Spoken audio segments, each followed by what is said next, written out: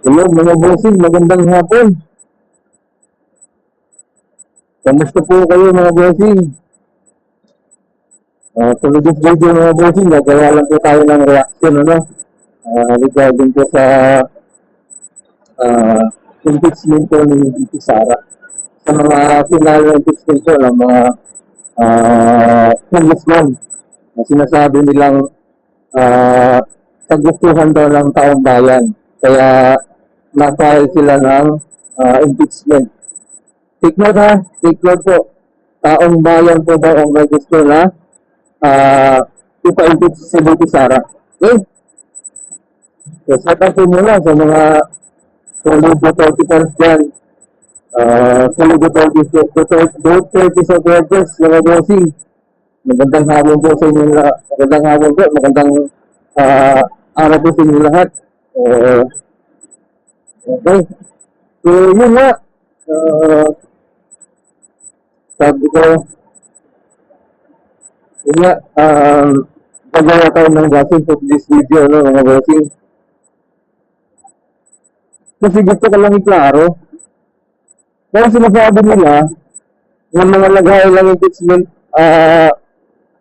case labi kay VP Sara is taong bayan ang may gusto.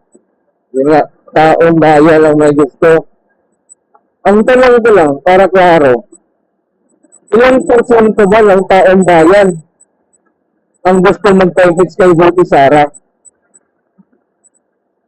May kanagabot mo ba sila na ilang porsyento o umabot ba sila kahit lang kalahati sa lahat ng bumoto kay VP Sara ng eleksyon? Kahit ganyan kalahati, kunin lang tayo ng data para masabi natin kagustuhan ng tayong bayan talaga ang impeachment na hinain nila kay VP Sara. Kung yan, may data sila doon. Kung may data sila na ganun kadami, ang gusto mag-convince kay VP Sara na sinasabi ng taong bayan. Wala tayong problema doon. Pero yung impeachment, kasi question ko lang talaga, tinatanong, gusto lang klaro rin talaga. And so, ganun din siguro kayo, no? Kasi taong bayan eh. So, taong bayan, mga bumoto kay VP Sara, lahat-lahat. So, ilang porsyento doon sa mga taong bumoto kay VP Sara ang gusto magpa-impeach sa kanya? Yun ang gusto kong, tanong, klaruhin.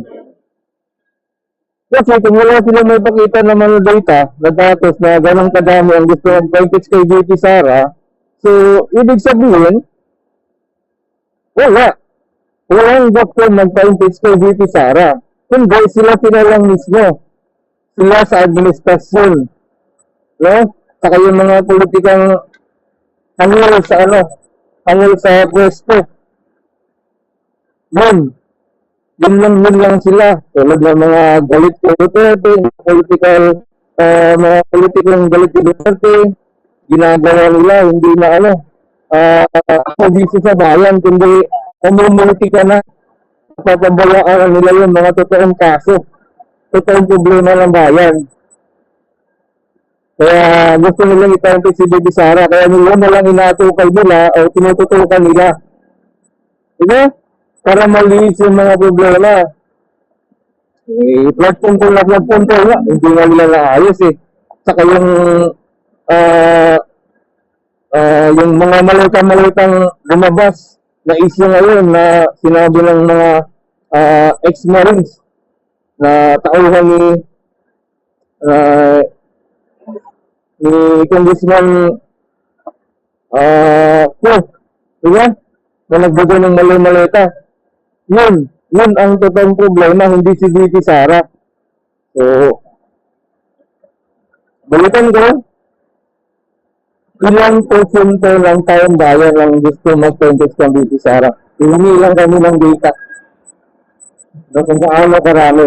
Kasi, pansin nyo, ang lahat ng bossing, ang lahat ng nag-file ng case kay VP Sara, sino ba? Diba?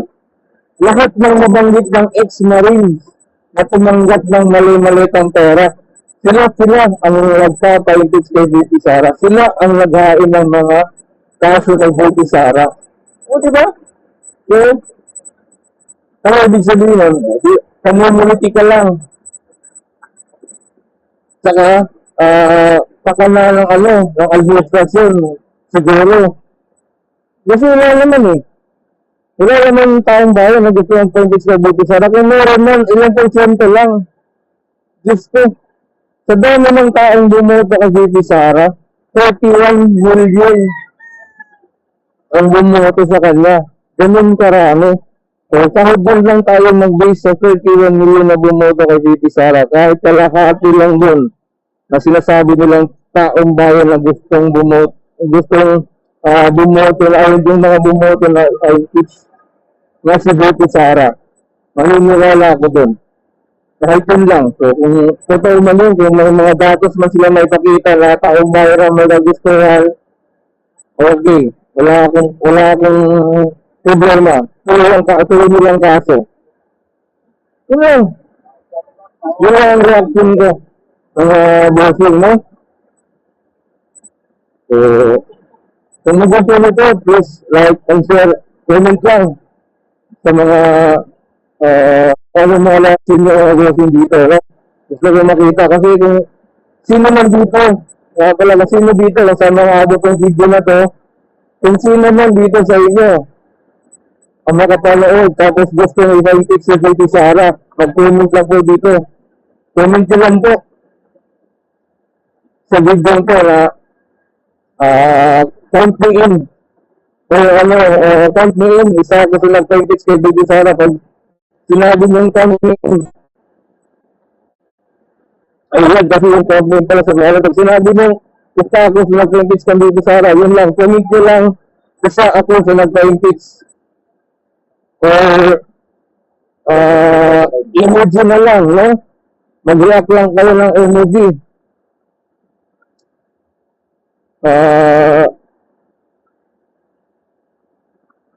Anong emoji ba? Kung paano ka, mag-react lang kayo, emoji lang kayo dito, mag-comment lang kayo.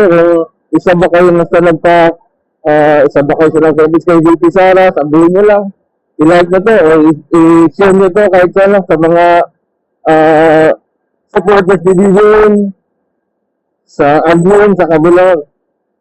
Share na tayo mga bossing para malaman natin kung sino at ilang porsyento ng taong bayan na sinasabi ang gusto magpa-impeach kay Vicky Sara. Yun lang talaga ang gusto namin malaman. No? So, yun lang. Ingat-ingat mga bossing. God bless. Biyahe na ako mga bossing, no? Focus mo lang ako sa biyahe ko. Ingat-ingat. God bless po mga bossing.